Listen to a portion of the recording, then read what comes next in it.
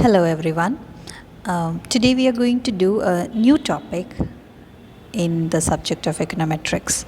We are going to have a look at qualitative response regression models. Okay.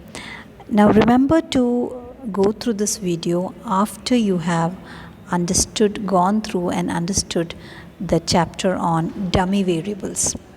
Okay, if you remember, dummy variables were artificially constructed variables that take on two values. They are dichotomous in nature. Dichotomous means they take on two values, which can be either 0 or 1 or any other form. They only take two values where each value represents a certain quality or characteristic. For example, I can choose to create a dummy variable to represent gender. So I can say I have a dummy variable d1 which is equal to 1 if the respondent is male and equal to 0 if the respondent is female. I can choose dummy variables to represent categorical variables such as let's see, marital status. Marital status, there can be 4. You can be single, you can be married, you can be divorced, or you can be widowed. Right? So there are 4 categories.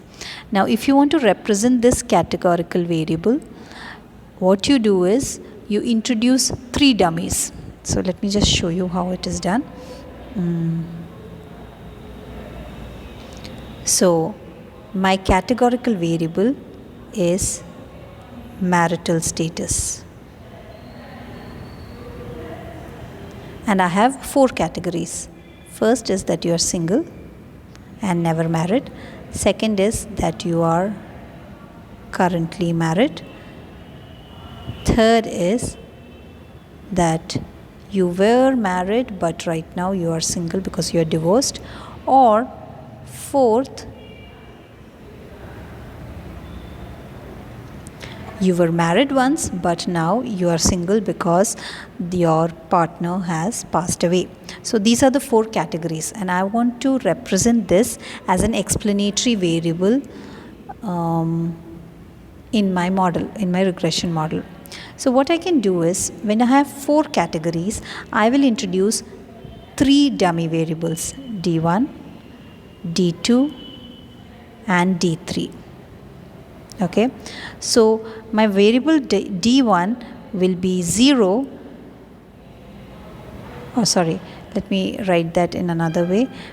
My variable d1 will be 1 if the person is married and 0 otherwise. My variable d2 will be 1 if the person is divorced and 0 for all other cases. My variable d3 is 1 if the person is widowed and 0 for all other cases.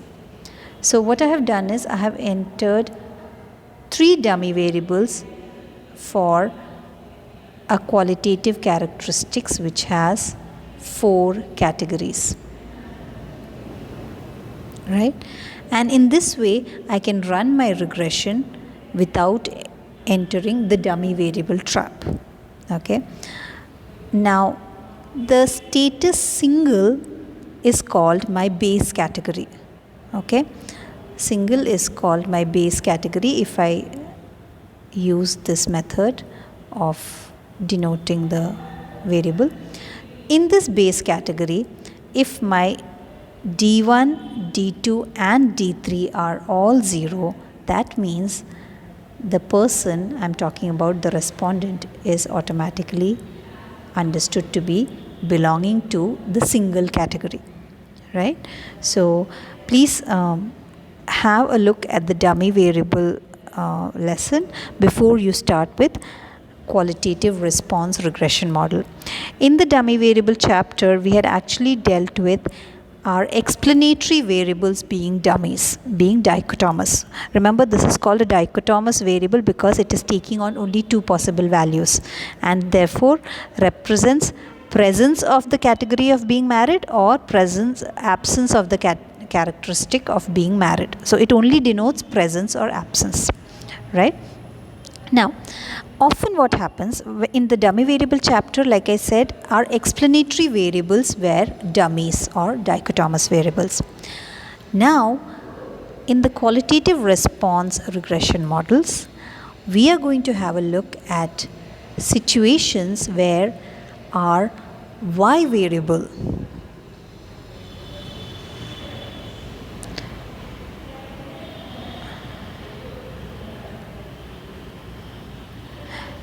we are going to look at situations where the y variable take on only one or two values. So they are binary or they are called dichotomous variables, right? Dichotomous or binary means they take on only two values. Example, suppose I am studying at your labor force status.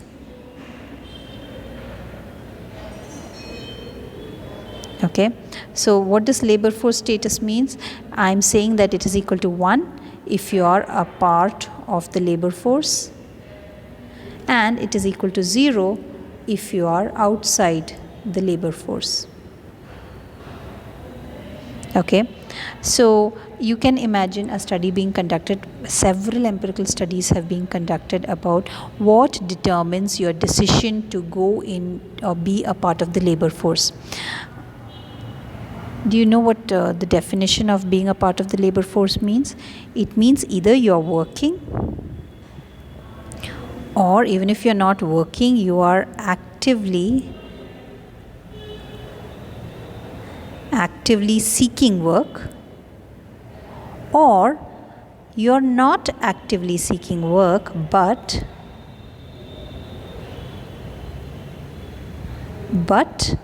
if the opportunity appears, you are willing to work. These are the three types of people who are considered to be a part of the labor force. And who are considered to be outside the labor force?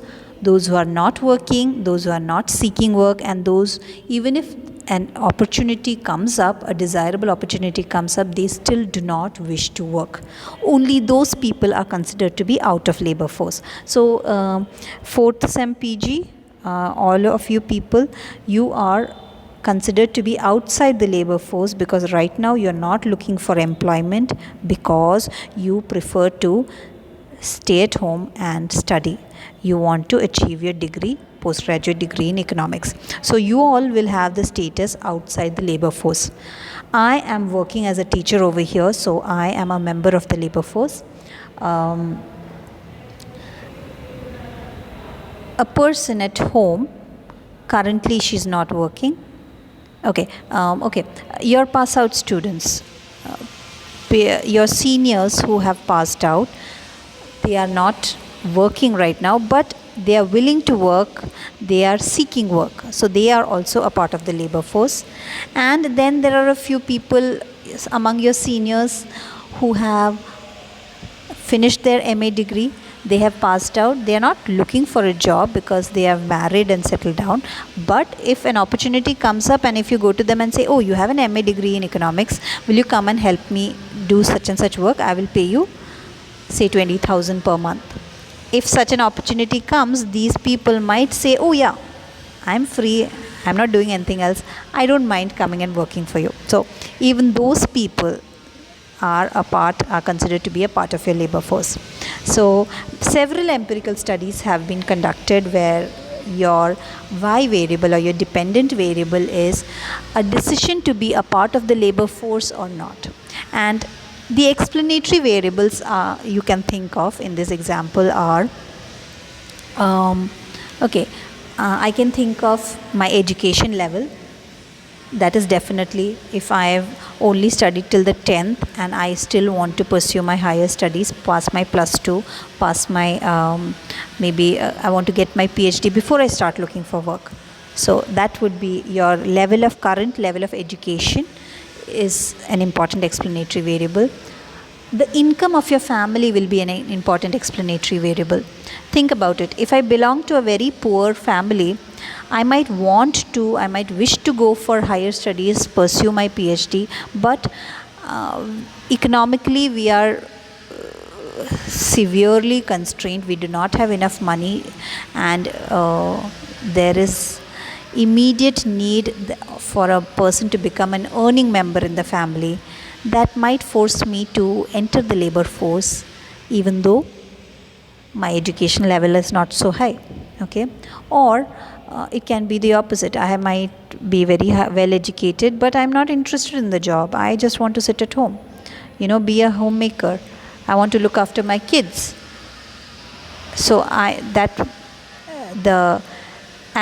would want to not work and only look after my kids if I belong to a very high income family. So my husband has a very well paying job.